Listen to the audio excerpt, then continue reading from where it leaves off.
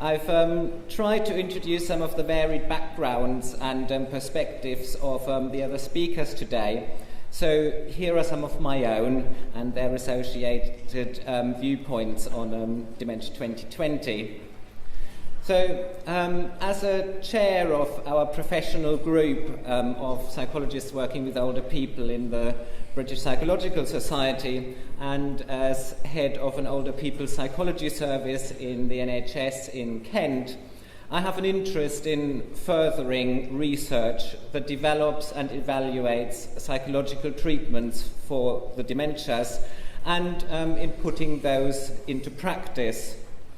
I get a bit exasperated sometimes with some of my medical colleagues who bemoan the lack of any new dementia treatments becoming available in the last 15 years or so.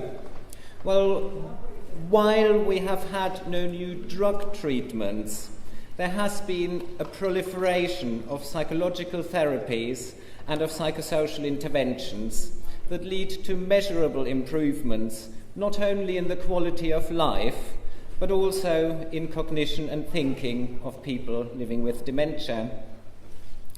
As a researcher and research supervisor, I'm acutely aware of the difficulties in reducing individualized and person-centered psychological therapies into manualized approaches for research design purposes. Frustrating as that may be, it has given us nice recommendations for cognitive stimulation therapy, and thanks to Linda Clare's great trial, is hopefully about to do the same for cognitive rehabilitation. If you're interested in these and other psychological and psychosocial approaches, then do look them up at www.bps.org.uk/FPOP for Faculty of Psychology of Older People.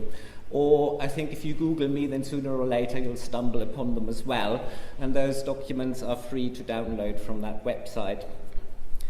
As a clinical neuropsychologist, my particular soapbox is the need to reduce the waste of information that we have gained from cognitive testing. Even the less sophisticated of versions of neuropsychological and of other memory tests hold really rich information on the nature of people's disabilities of thinking and of memory.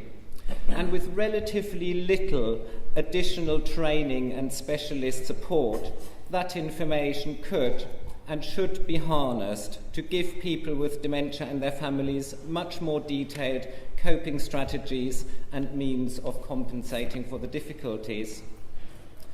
And finally, as a psychological therapist, I see how the stresses and losses of living with dementia make people more vulnerable to relapse or to developing depression, anxiety, post-traumatic stress disorder due to earlier stressful life experiences, just at a time when their abilities to cope are being eroded.